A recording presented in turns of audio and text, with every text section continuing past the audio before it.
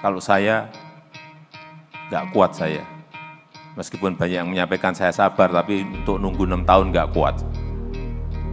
Masuk di Kementerian SDM, main lagi barang itu. Eksplorasi itu butuh waktu 2-3 tahun. Jadi Pak, bisa membangun konstruksinya itu pada tahun ke-6. Jadi lebih masa periodisasi presiden 1 periode. Coba bayangkan Pak. Jadi akan susah kita melakukan percepatan untuk menuju 2060 net zero emission. Yang saya heran saat itu peluangnya besar, artinya banyak investor yang mencari energi hijau, EBT, dan potensinya ada 24.000 megawatt. Sudah kita kerjakan, tapi kok tidak berjalan secara cepat.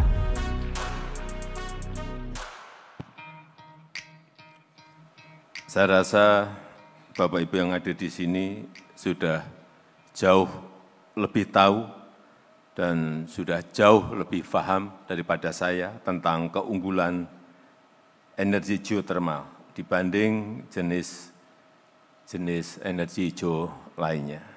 Baik dari sisi kestabilan maupun dari sisi ketidaktergantungan pada musim dan cuaca. Tadi disampaikan oleh Pak Menteri ESDM, seingat saya sudah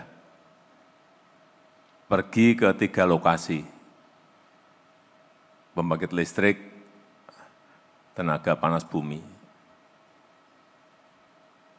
Yang saya heran saat itu peluangnya besar, artinya banyak investor yang mencari energi hijau, EBT, dan potensinya ada 24.000 megawatt. Sudah kita kerjakan, tapi kok tidak berjalan secara cepat.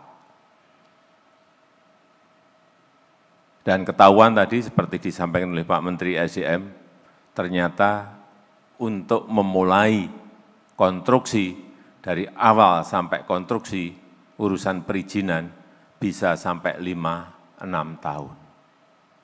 Ini yang mestinya paling cepat harus dibenahi terlebih dahulu agar dari 24.000 megawatt yang baru dikerjakan hanya 11%, itu bisa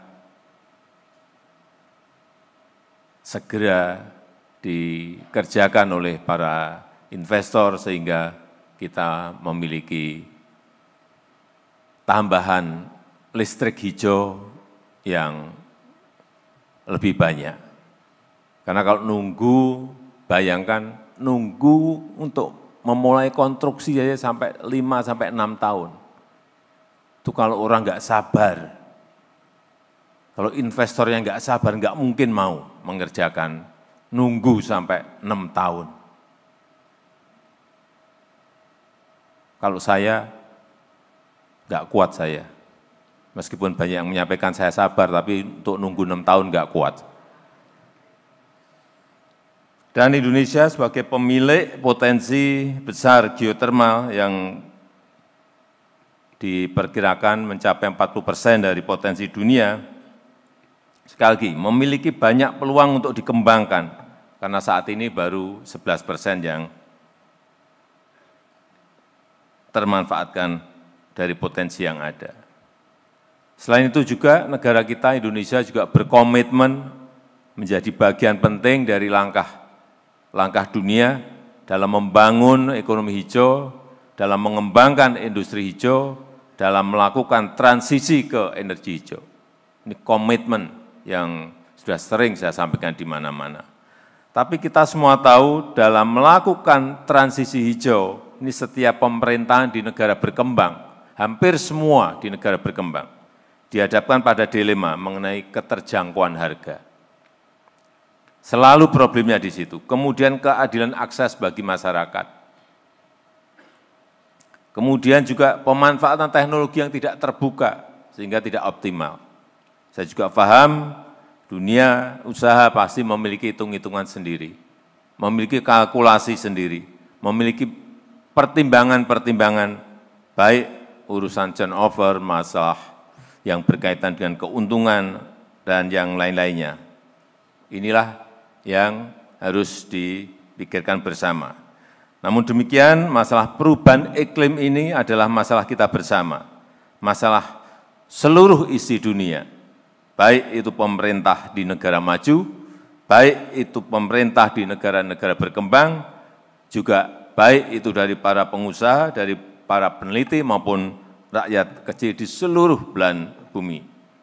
Oleh karena itu saya berharap forum ini bisa menghasilkan terobosan-terobosan besar yang bisa menjadi titik tengah untuk berbagi risiko, untuk berbagi beban, dan tentu juga untuk berbagi keuntungan dengan proporsi yang seimbang yang memungkinkan untuk segera diambil keputusan, yang memungkinkan untuk segera dilakukan pengerjaan.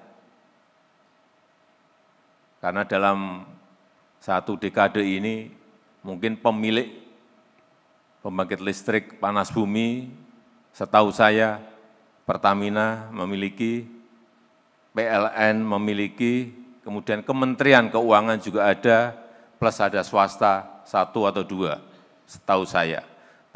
Tadi sudah tambah 5, saya kira sangat baik, sehingga kita harapkan langkah besar transisi hijau dapat betul-betul kita lakukan bersama-sama untuk mewujudkan kesejahteraan yang inklusif, mewujudkan akses energi yang berkeadilan, dan kehidupan dunia yang lebih baik. Saya rasa itu yang ingin saya sampaikan, dan dengan mengucap Bismillahirrahmanirrahim, pada pagi hari ini secara resmi saya buka Indonesia International Geothermal Convention and Exhibition tahun 2024. Terima kasih. Assalamualaikum warahmatullahi wabarakatuh.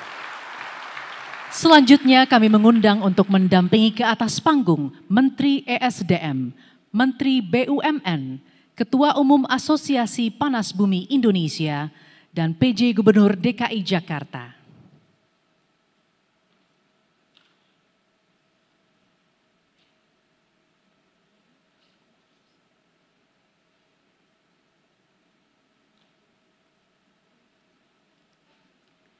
Izin kami pandu dalam hitungan mundur.